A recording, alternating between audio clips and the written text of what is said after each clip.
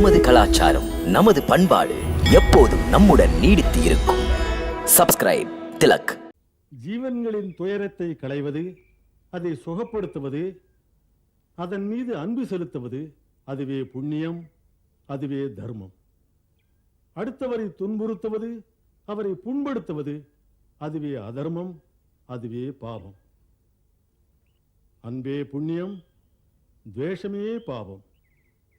இந்த பாவ புண்ணியத்தில் சுழலும் ஜீவன் ஒரு யோனியிலிருந்து இன்னொரு யோனியில் பிறவி எடுக்கிறது, மடிகிறது.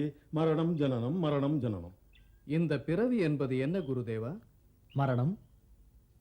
குருதேவா, மரணம் என்றால் என்ன? பிராணன் ஒரு உடலை ஏந்தி வருவதுதான் பிறவி. அந்த பிராணன் தான் ஏந்தி வந்த உடலை விட்டு பிரிந்து இன்னொரு இடத்திற்கு சென்று விடுவதே மரணம். உண்மையில் உடல்தான் மடிகிறது, ஆத்மா மடிவதில்லை. நமக்குள்ளே இயங்கும் பிராணன்தான் ஜீவாத்மா. நாம் என்று நினைக்கும் ஜீவாத்மா ஒளிக்கதிர்களாக காலத்தின் முடிவற்ற அலைகளில் மிதந்து போய்கொண்டிருக்கிறது, போய்கொண்டே இருக்கிறது. உண்மையில் ஒவ்வொரு ஜீவாத்மாவும் இந்த எல்லையற்ற பாதையில் தனியாக பயணம் செய்கிறது. அந்த பாதையில் தீவுகளைப் போல் சில பூமிகள், சில உலகங்கள். அதில் ஜீவாத்மா பிறவி எடுக்கிறது.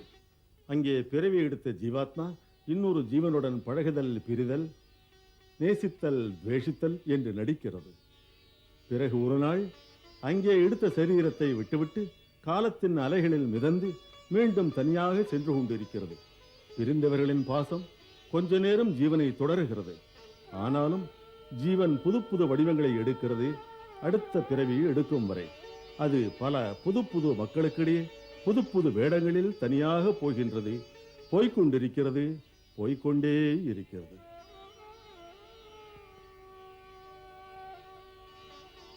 இதற்கு எல்லை இல்லையா? எல்லை என்பது முக்தி. இந்த முக்தி மனிதனுக்கு எப்போது கிடைக்கிறது? அவன் பாவ புண்ணியங்களை கடந்து சென்ற பிறகுதான். இந்த பாவ புண்ணியமே இரு பெரும் விலங்குகள். ஒன்று இரும்பாலானது, ஒன்று பொன் விலங்கு.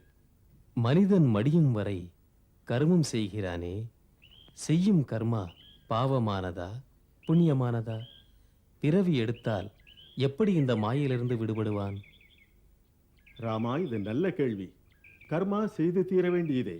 மனிதனால் தன்னலமற்று செய்யப்படும் கர்மா பலன் கருதாமல் செய்யப்படும் போதுதான் அந்த ஜீவன் கர்மவினையால் பாதிக்கப்படுவதில்லை. இதை சாதிக்க வழிமுறைகள் இருக்கின்றன. ஒன்று பக்தி, இன்னொன்று சாட்சி பாவத்தை பயிற்சி செய்வது. அதாவது நான் என்ற நினைப்பை விட வேண்டும், கர்த்தாவாக இருந்தே காண்பவனாயிருக்க வேண்டும். கர்த்தாவாக இருந்தே காண்கிறது எப்படி குருதேவா? இப்படி வந்து உட்கார், உனக்கு விளக்குகிறேன்.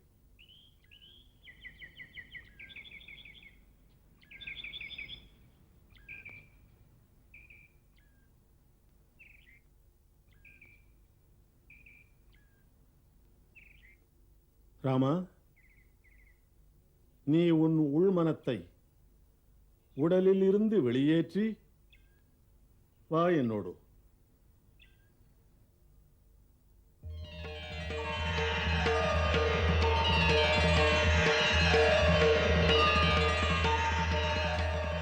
இங்கிருந்து அங்கே பார், அகங்கார மாயா உலகம். அதோ உனது குரு வசிஷ்டர். அவர் தன்னை மிக பெரும் ஞானியாக கருதுகிறார். அவர் தன் சிஷ்யர்களுக்கு தன்னுடைய மேதாவிலாசத்தை உணர்த்த முயற்சிக்கிறார். மாணவர்களுக்கு அதனால் நன்மைதானே குருதேவா? கல்விதானம் செய்வது புண்ணியம்தானே? புண்ணியம்தான். புண்ணியத்திலும் ஒரு அபாயம் இருக்கிறது. அது அகந்தியை உண்டாக்கிவிடக்கூடும். அதிலிருந்து தப்பிக்க வேண்டும். அங்கே பார் அந்த பிள்ளைகளை.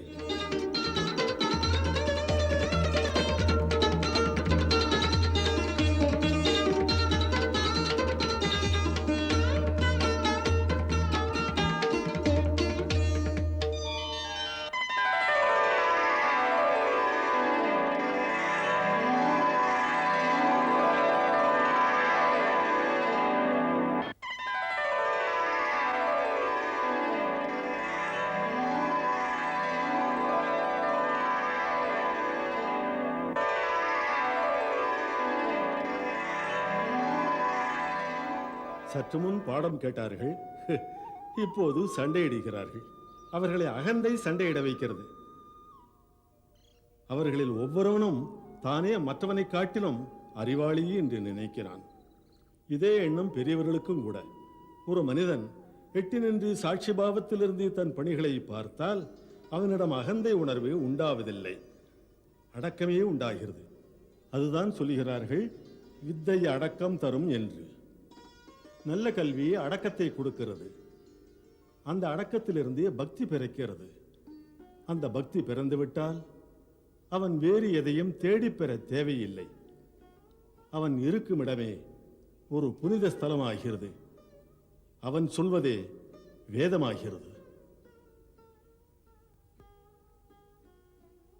ராமா, சந்தேகம் தீர்ந்ததா? இன்று மகா சிவராத்திரி, மகேஸ்வரனை பூஜிக்க வேண்டும். நம சிவாய, ஓம் நம சிவாய.